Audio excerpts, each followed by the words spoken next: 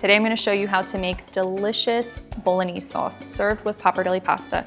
This is one of my favorite things to eat of all time, so I'm so excited to show you how to make it, and I can't wait to eat it. There's a lot to go over, so let's get right into it.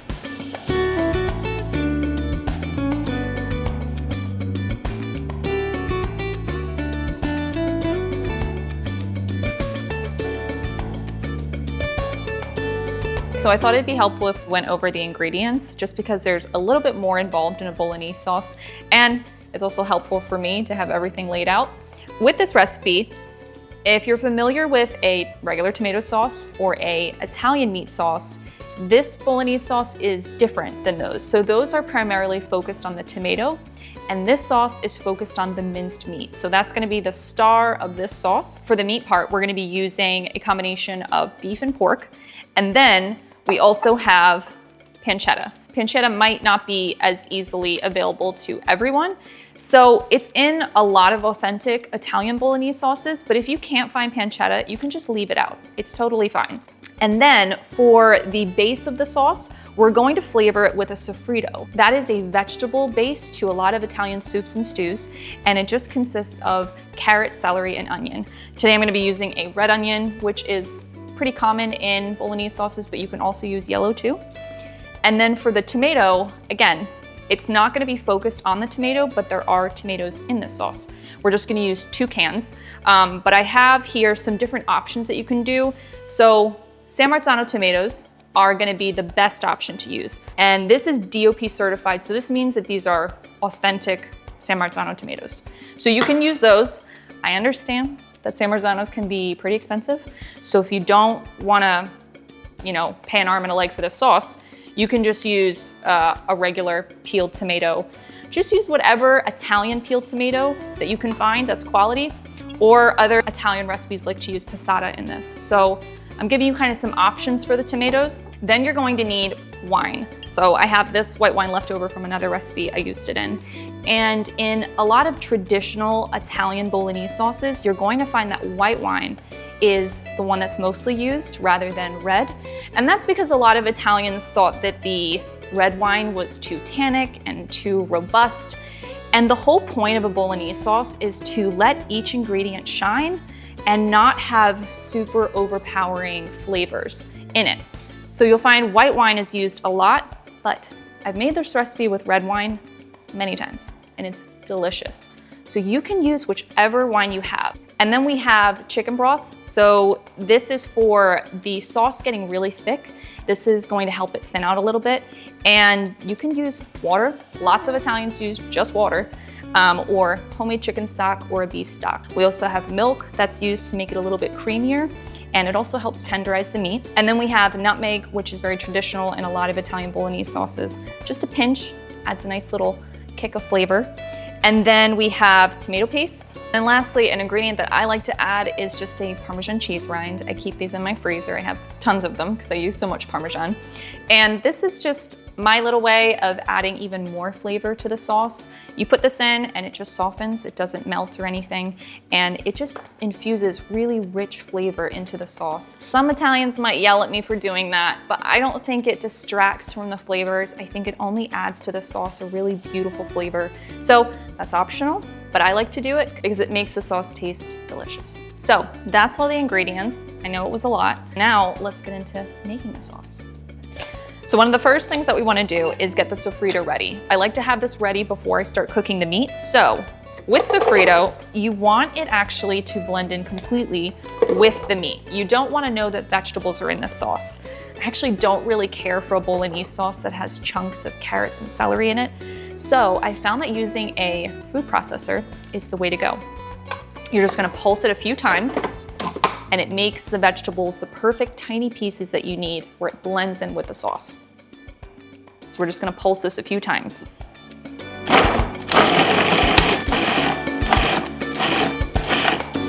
Okay, so that should be good. So it's tiny pieces, but you don't wanna puree it. We don't want baby food. We just wanna chop it into really tiny pieces, kind of like the size of the meat. So the best pot to cook a Bolognese sauce in is gonna be an enameled cast iron pot. So I think it's like a 6-quart can't remember how big it is, but it's pretty big. You can also use stainless steel pot too, but I would definitely recommend the cast iron pot because it's gonna radiate a lot more heat and it's just gonna really richen and thicken the sauce because of that heat. So I have a little bit of butter melting in the pot and we're gonna add a little bit of oil. And the butter just adds nice richness to the sauce, but you can just use olive oil if you want. And what we're gonna do is we're gonna add the pancetta, and we're only using just a little bit of pancetta. This is a 4-ounce packet. And we're gonna first render the fat on the pancetta before we put the soffritto in. So we wanna cook the pancetta until it's just slightly browned on the edges and we're rendering off that fat. And we're using this portable burner today because it's a little harder to film back in our range, so this is definitely a little slower. Every burner is gonna cook differently and the ranges of heat are gonna be different too. So your medium, my medium on that thing is actually pretty hot. So you might need to just gauge that, but just keep it on a low, medium heat because we don't wanna burn the pancetta.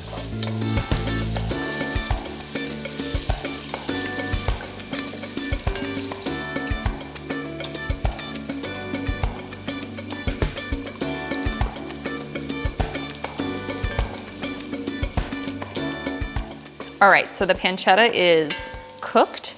Now we're going to add the soffritto to this. And I forgot to mention that I do like to add garlic to the soffritto. I'm a huge garlic person, but I didn't include it today. It is optional on the recipe on my blog. It is not common in a lot of traditional Bolognese sauces just because a lot of Italians think that the garlic is a little bit more distracting in flavor. So it's optional. I like to add it, just 2 to 3 cloves, but I didn't today because I don't need anyone yelling at me. So we're just doing the onion, celery, and carrot. And we're just gonna stir this in with the pancetta. And we're gonna get a little pinch of salt. That helps the onion sweat and flavor the vegetables too. Whenever you're cooking a sauce like this, you always want to salt as you go. That really helps layer the sauce with the most flavor, rather than just adding a pinch at one time. It's great to just layer the salt as you go. And we're gonna cook this for about 3 minutes, just until the vegetables soften a little bit.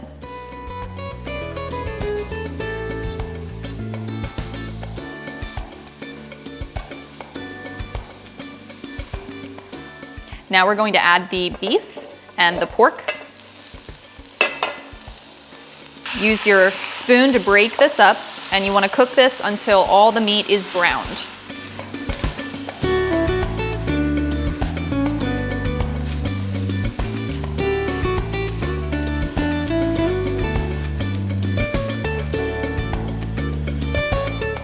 Now that the meat's cooked, we're just going to add a little pinch of salt to flavor it. And then we're gonna add the tomato paste. And then we're gonna add 1 cup of wine. Again, it can be the red or the white. I think that's about a cup. And this step, we're gonna cook off the tomatoey flavor on the paste and the alcohol in the wine.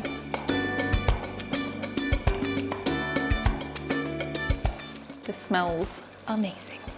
Seriously, if you have never made homemade Bolognese sauce at home, just wait until the aroma hits your house because it is the most incredible smell ever. Next, we're going to add our tomatoes. And what I did is I used my hands to crush these just because typically I use whole tomatoes in a lot of my sauces. But in this, I don't want the tomatoes to be a focal point in the sauce. I want the meat to shine through. So we're just gonna break up the tomatoes into smaller pieces, and you can also pulse them in a food processor too, just so that we don't have whole chunks of tomatoes in the sauce. We're gonna mix that in with the meat. And because this sauce gets really thick and hearty, we're gonna add some chicken broth to it. And over time as the sauce cooks, if you feel like it needs a little bit more liquid, you can add more broth or water, whatever works. And then we're gonna add a little bit of our nutmeg. and our milk. This again adds creaminess and tenderizes the meat. We're just gonna stir that together. And I'm also gonna pop in my Parmesan rind, and I'm just using a small one. Pop that in there. Mix everything together.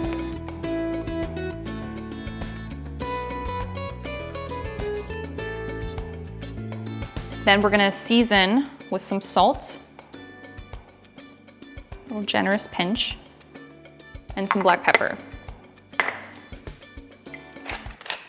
Now that the sauce is ready to cook, we're going to keep it completely covered while it simmers, and I want this to be on a really low simmer, the lowest that your stove top can do.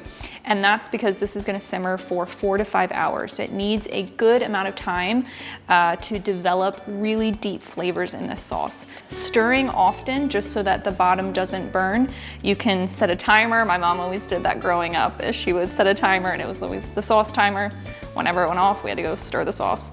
So, yep, we're gonna let this cook, and then we'll toss it with some pasta later.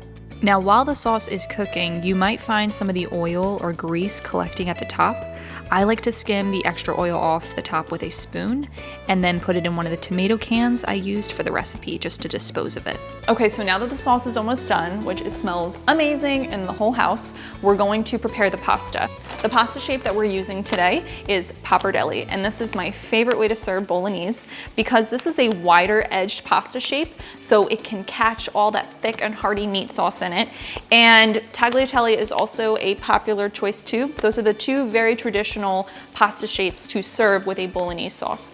Some people might use spaghetti, but I would say no to that because it's too thin and it won't really hold on to the meat sauce like it should. So we're gonna use this, and we're going to cook the pasta in a well salted pot of water until it is al dente in texture. And that just means it has a little bit of a bite to it. We don't want it to be super soft because otherwise it's gonna kind of get a little mushy when we toss it with the sauce. So the pasta is done, but before I strain it, I want to save some of this pasta water because we're gonna toss it with the Bolognese and the pasta later. It has lots of starchiness in it, and it adds a creaminess to the pasta and the Bolognese. Pasta water is such a great ingredient to use in so many pasta recipes, so don't ever get rid of all of it. You always wanna save a little bit. Just in case the dish dries up, you can add a little bit more and it adds moisture back into the dish and some creaminess. Now we're gonna strain this and we're gonna get ready to toss it with the Bolognese. So now that the sauce is done, you can see that it's reduced down a lot and it's become really thick and just, oh, it smells so good. Now we're going to toss this with the cooked pasta. And you wanna do this when this is hot. I have this in a bowl, but it's just for looks. So I typically would do this in another pan, and just to keep everything hot. Whenever you're doing a pasta like this, you wanna serve it right away. So we're gonna do a couple nice generous scoops of Bolognese with the pasta, and then a little bit of pasta water over top, still hot. And then we're gonna toss just until everything gets mixed together. And now, one of the most important ingredients when serving a Bolognese sauce is freshly grated Parmigiano Reggiano. This is going to add that beautiful cheesy flavor, and it's essential when you're serving a good Bolognese sauce. So we're gonna do a generous shredding of this cheese over top, and this is gonna melt because this is freshly grated. It's gonna melt beautifully in with the Bolognese. Just lost a big chunk in there. And now we will toss this. Now, I do have some fresh basil over here. In a classic Bolognese sauce, a lot of Italians are going to say that it doesn't need fresh herbs, and they're right. It doesn't need fresh herbs because it's so delicious, but fresh basil never hurt anyone in a dish. It only adds just a subtle herb flavor to finish off at the end. So I think it's totally fine to add fresh basil, but herbs are not really a thing in traditional Bolognese sauce. So we're just gonna toss this all together.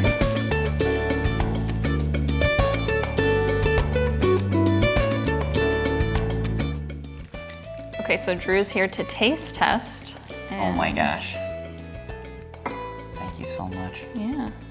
It smells so good. You can actually smell that white wine too. I think that really is what makes this sauce. It smells so good, and the tomatoes, but I just think the white wine just sends an aroma through the whole house, and I cannot wait to taste it.